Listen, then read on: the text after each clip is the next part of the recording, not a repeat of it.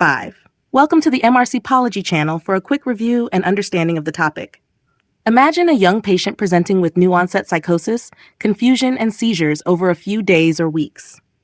At first glance, this may look psychiatric, but then the patient develops abnormal movements, autonomic instability, or refractory seizures.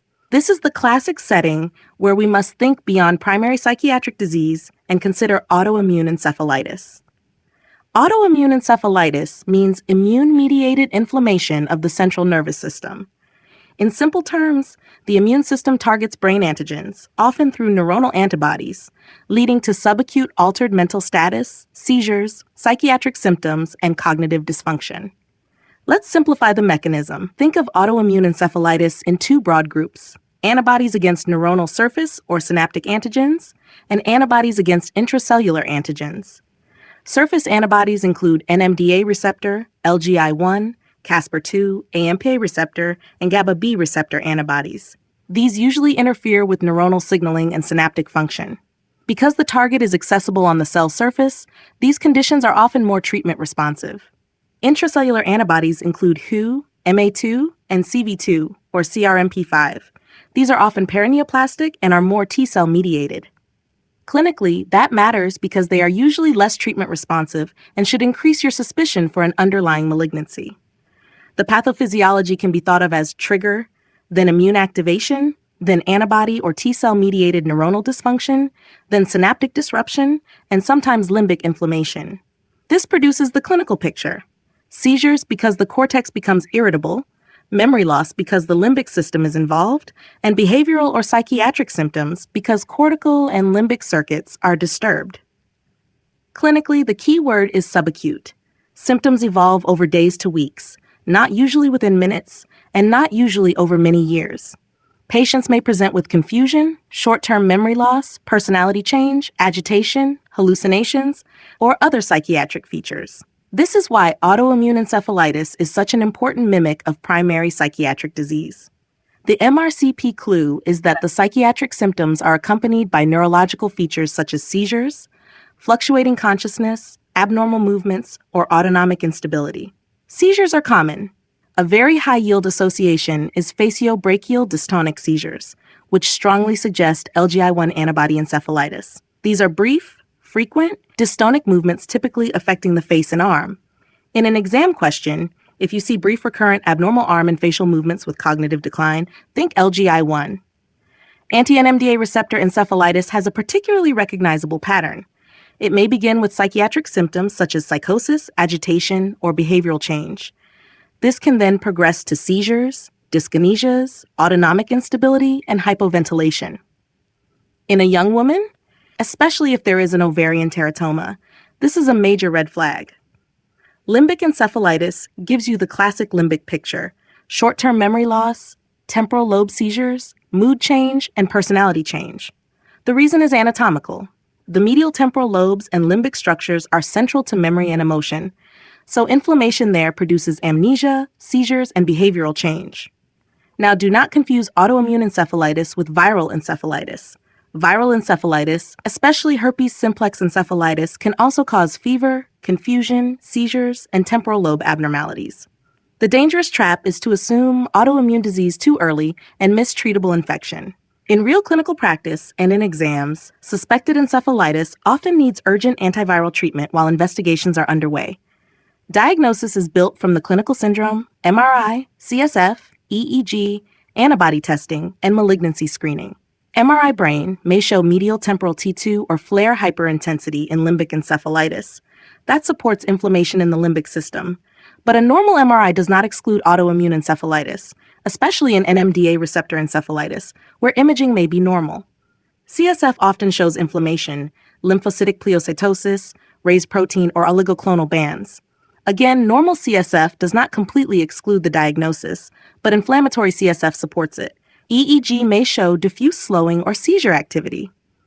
In NMDA receptor encephalitis, the phrase to remember is extreme delta brush. It is not required for diagnosis, but if it appears in an exam stem, it strongly supports anti-NMDA receptor encephalitis.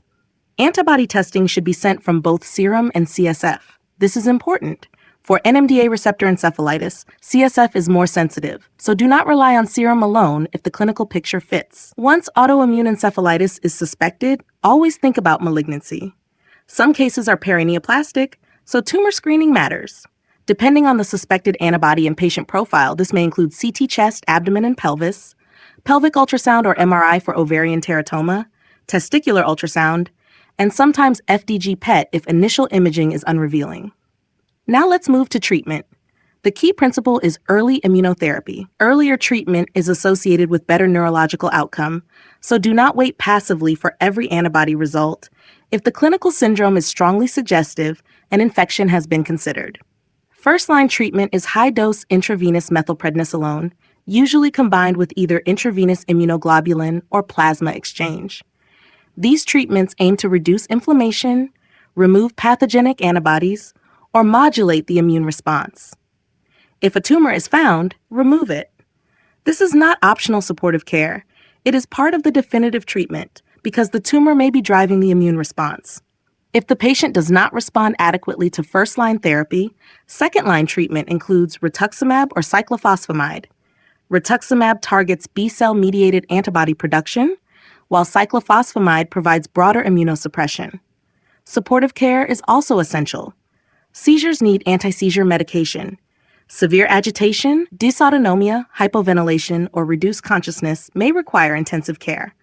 In anti-NMDA receptor encephalitis, ICU support may be life-saving because autonomic instability and hypoventilation can be severe.